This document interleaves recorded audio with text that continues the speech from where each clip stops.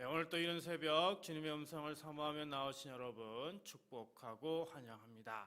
오늘 우리가 읽고 묵상할 성경은요, 창세기 39장에서 42장입니다. 이 장들은 요셉이 억울하게 감옥에 갇혀도 하나님을 믿고 성실하게 살 때 하나님께서 그를 점점 높이셔서 애굽을 살리고 기근 속에서 그의 가족과 다시 만나게 하시는 내용들입니다. 사랑하는 성도 여러분, 만 2년이 지났습니다. 요셉은 보디발의 집에서 억울한 누명을 쓰고 감옥에 갇혔고요. 그 안에서 술 맡은 관원장과 떡 굽는 관원장의 꿈을 해석해 주었습니다. 잠시 풀려날 희망이 보였지만 사람은 요셉을 잊어버리고 말았죠. 시간은 흐르고요. 요셉은 여전히 갇힌 자리에 있었습니다. 겉으로 보기에는 아무것도 달라지지 않은 것처럼 보였는데요. 그러나 하나님은 가만 계시는 분이 아닙니다.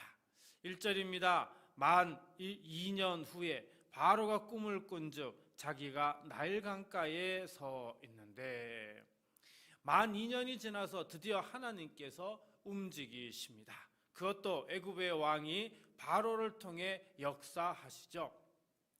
우리는 보통 이렇게 생각합니다. 하나님은 교회에서만 역사하신다. 예배 중에만 일하신다. 기도할 때만 개입하신다. 근데 오늘 본문은 그 생각을 완전히 깨트려 버립니다.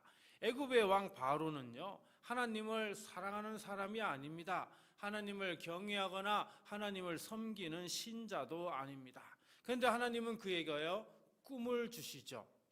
하나님 왕의 침상에서도, 세상의 권력 한복판에서도, 믿음이 없는 사람의 밤에서도 섭리로 일하실 수 있는 분이십니다. 사랑하는 성도 여러분, 우리도 밤이 있습니다. 잠이 오지 않는 밤, 생각이 꼬리를 무는 밤, 해결이 보이지 않는 밤, 답답함이 몰려오는 그런 밤이 있습니다. 그때 우리는 하나님이 안 계신 것 아냐? 하나님이 정말 나보다 너무 멀리 계신 것 같아 라는 그런 생각이 들 수 있습니다. 하지만 우리가 하나님을 잊어도 하나님은 우리를 잊지 않으십니다. 우리가 어둠 속에서 길을 잃어도 하나님은 어둠 속에서도 길을 준비하여 주십니다. 2절과 3절 말씀 볼까요? 보니 아름답고 살찐 7 암소가 강가에서 올라와 갈밭에서 뜯어먹고, 그 뒤에 또 흉하고 파리한 다른 7 암소가 나일 강가에서 올라와 그 소와 함께 나일 강가에 서 있더니, 여러분, 이 장면을 보면은 좀 무서운 생각이 들고 어쩌면 공포 영화가 아닐까 하는 그런 마음도 들 수도 있습니다. 하나님이 앞으로 올 현실을 암시하고 있는 시작인 것이죠. 이처럼 하나님은 때로 우리의 인생에 이상한 조짐을 허락하십니다. 마음이 불편해지기도 하고 상황이 흔들리기도 하고 예상치 못한 일이 생기기도 합니다. 이때 우리는 어떻게 해야 할까요? 하나님께 기도해야 합니다. 주님, 제 마음에 답답함이 있고 앞이 잘 보이지 않아도 주님의 섭리 안에서 길을 열어주소서. 오늘도 제 인생에서 주님이 새롭게 시작하실 것을 믿게 하시고 주님께 더 가까이 나아가게 하여 주옵소서. 오늘 하루 하나님께서 우리의 생각보다 더 넓게, 더 깊게, 그리고 더 선하게 역사하신다는 이 사실을 반드시 기억하시기를 바랍니다. 주님께서 보이지 않는 곳에서 이미 준비하신 하나님의 아침을 맞게 하여 주실 줄 믿습니다. 6절과 7절입니다. 그 후에 또 가늘고 동풍에 마른 7 이삭이 나오더니 그 가는 7 이삭이 무성하고 충실한 7 이상을 삼킨지라. 바로가 깬즉 꿈이라. 꿈의 장면만 보면 무섭고 불길해 보입니다. 근데 8절 앞부분에 아주 중요한 표현을 하고 있죠. 아침에 그의 마음이 번민하여. 자, 바로의 문제는 꿈을 꾸었다는 사실이 아니라 뭐예요? 그 꿈이 남긴 번민입니다. 번민이라고 하는 단어를 참 찾아봤더니 히브리어로 팜이라고 하는 단어인데요, 가만히 있지 못하고 안에서 요동하다, 두근거리다, 강하게 흔들리다, 이런 뜻을 가지고 있습니다. 그러니까 바로의 상태는 지금 단순한 걱정 정도가 아닌 거예요. 마음이 계속 뛰고 생각이 멈추지 않고 안에서 계속 흔들리고 스스로 통제할 수 없는 그런 상태다라고 하는 것입니다. 여러분, 바로는 누구라고요? 애굽의 왕입니다. 당시대 그 주변 지역에서 가장 힘을 가지고 있는 왕이었죠. 가진 것이 많았습니다. 권력이 있었습니다. 강력한 조직을 가지고 있었습니다. 그런데도 그의 마음이 무거웠던 거죠. 8절 중간을 볼까요? 사람을 보내어 애굽의 점술가와 현인들을 모두 불러 그들에게 그의 꿈을 말하였으나 그것을 바로에게 해석하는 자가 없었더라. 지금 왕이요, 자기가 할 수 있는 걸 다 하고 있습니다. 최고의 사람들을 지금 불러 모으죠. 오늘로 치면 전문가, 데이터, 경험, 네트워크, 가능한 방법을 총동원하고 있는 겁니다. 근데 결론이 무엇입니까? 그 꿈을 해석하는 자가 없었더라입니다. 이게 성경이 우리에게 보여주는 현실입니다. 사람의 지혜는 어느 지점에서 막힙니다. 사람의 해석은 어느 순간 더 이상 앞으로 가지 못합니다. 그러면 하나님은 왜 이런 막힘을 허락하실까? 우리에게 수치를 주려는 것 아닙니다. 우리를 무너뜨리려고 하는 거 아닙니다. 하나님은 종종 사람의 길이 막히는 자리에서 하나님께로 방향을 돌리게 하시기 위함인 것이죠. 주님, 제 마음의 번민을 주님 앞에 내려놓습니다. 사람의 해석이 막힐 때 하나님께로 이동하게 하시고 내 생각이 아니라 주님의 지혜를 구하게 하소서. 오늘 하루도 제 마음이 주님께 붙들리게 하소서. 우리의 마음이 번민으로 흔들릴 때마다 그 흔들림이 하나님께로 가는 발걸음이 되게 하시기를 간절히 바랍니다. 주님께서 우리의 마음을 평안으로 붙드시고 막힌 해석의 밤을 지나 하나님의 지혜가 비치는 아침으로 인도하여 주실 줄 믿습니다. 자, 다시 8절 말씀 볼까요? 아침에 그의 마음이 번민하여 사람을 보내어 애굽의 점술가와 현인들을 모두 불러 그들에게 그의 꿈을 말하였으나 그것을 바로에게 해석하는 자가 없었더라. 자, 바로는 왕입니다. 권력의 꼭대기에 있는 사람입니다. 할 수 있는 게 많습니다. 부를 수 있는 사람이 많지요. 그런데도 그는 불러 모읍니다. 왜? 자기 힘으로는 해결이 안 되기 때문입니다. 자, 여기서 중요한 사실을 우리가 하나 볼 수가 있습니다. 여러분, 왕도 막히는데요, 우리는 더 막힐 때가 많지 않습니까? 그러니 막힘을 우리는 이상하게 여길 필요가 없다라고 하는 것입니다. 막힘이 왔다고 해서 모든 게 끝난 게 아닙니다. 하나님은 종종 막힘을 통해 다른 길을 여십니다.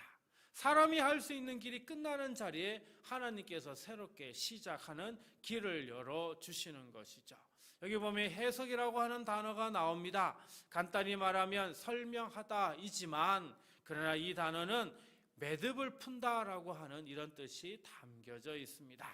문제의 실타래를 풀어 길이 보이게 만드는 일을 한다라는 뜻이죠. 근데 술사와 박사가 많았지만 매듭을 풀 사람이 없었죠. 이 본문에서 바로가 막힌 이유는 단지 왕이 약해서가 아닙니다. 어떻게요? 하나님이 막으셨기 때문이죠. 그리고 이것은 하나님이 요셉을 불러내시는 과정이었기 때문입니다. 사랑하는 성도 여러분, 오늘도 우리 삶에 이런 매듭이 있습니다. 가정의 매듭, 관계의 매듭, 일터의 매듭, 마음의 매듭, 죄의 매듭 등들이 오늘 우리 안에 있죠. 내가 아무리 생각해도 이게 풀릴 것 같은데도 안 풀리는 그런 매듭들이 있습니다. 그때는 내 힘으로 풀려고 발버둥 치기보다 풀어주시는 하나님께 가져가야 하는 겁니다. 주님, 제 힘과 제 지혜로 모든 것을 풀 수 있다고 착각했던 마음을 회개합니다. 제 삶에 풀리지 않는 매듭이 있사오니 사람의 말에 끌려다니지 않고 주님의 뜻을 구하며 걸어가게 하소서. 우리 성도들의 삶에 풀리지 않는 매듭이 있다면 그 매듭이 우리를 하나님께로 데려가기를 간절히 바랍니다.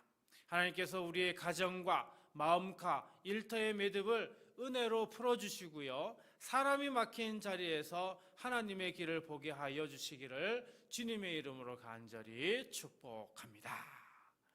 오늘 말씀을 생각하며 다음 세 가지를 놓고 우리 함께 기도하도록 하겠습니다. 주님, 멈춘 듯한 시간에도 주의 섭리를 신뢰하며 낙심 대신 기도하며 오늘도 끝까지 기다리게 하소서. 주님, 뜻이 막혀 불안할 때 사람의 말보다 주의 말씀으로 마음을 붙들어 끝내 흔들리지 않게 하소서. 주님, 풀리지 않는 삶의 매듭을 주께 맡기고 오늘도 순종으로 한 걸음 딛게 하시고 그리고 더 보게 하소서. 여러분, 이 세 가지 기도 제목으로 우리 함께 기도하고요, 주기도문으로 마치도록 하겠습니다. 기도하겠습니다. 하나님 아버지, 이 새벽에 우리를 깨워 말씀 앞에 세우시니 감사합니다. 우리가 보기에는 시간이 멈춘 것 같고 사람의 기억에서 밀려난 것 같아도 주님은 만 2년 후에라는 때를 준비하시는 분이심을 믿습니다. 감옥에 요셉이 잊힌 듯 했으나 주님은 애굽의 왕의 밤까지 움직이셔서 역사의 방향을 여셨습니다. 오늘도 성도들의 긴 기다림 속에서 주님이 조용히 일을 진행하고 계심을 믿게 하여 주옵소서. 주님, 뜻이 보이지 않아 마음이 흔들리는 성도들을 붙들어 주옵소서. 상황은 한 가지인데 해석이 열리지 않을 때 불안이 커집니다. 그때 우리를 사람의 말과 추측으로 끌려가게 두지 마시고 말씀과 기도로 마음의 중심을 지키게 하여 주옵소서.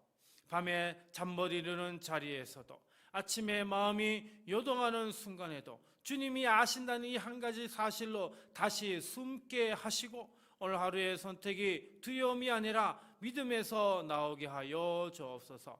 또한 주님, 우리가 할 수 있는 것을 다 했는데도 풀리지 않는 매듭이 있습니다. 가정의 갈등, 관계의 오해, 일터의 압박, 건강의 염려, 마음의 죄책감이 엉켜 있을 때가 있습니다. 그 매듭을 더 세게 잡아당겨 상처를 키우지 않게 하시고 주님의 손에 맡기게 하여 주옵소서. 주님이 여실 문을 기다리게 하시며 오늘 우리에게 맡겨진 한 걸음 정직함, 절제, 용서, 책임, 순종을 포기하지 않게 하여 주옵소서. 이 새벽에 나온 성도들의 가정에 평안을 더하시고 일터에 지혜를 더하시며 연약한 몸에는 회복을, 지친 마음에는 위로를 부어 주옵소서. 특별히 기다림이 길어진 성도에게는 낙심 대신 소망을 주시고 불안이 큰 성도에게는 흔들리지 않는 마음을 허락하시며 매듭이 많은 성도에게는 풀어주시는 은혜를 허락하여 주옵소서. 오늘 또 주님의 때가 열리기 시작하는 첫 장면을 보게 하시고 작은 순종이 큰 길로 이어지게 하여 주옵소서. 우리의 삶에 막혀있던 문제들을 풀어주시는 우리 주 예수 그리스도의 이름으로 축복하며 간절히 기도하옵나이다. 아멘.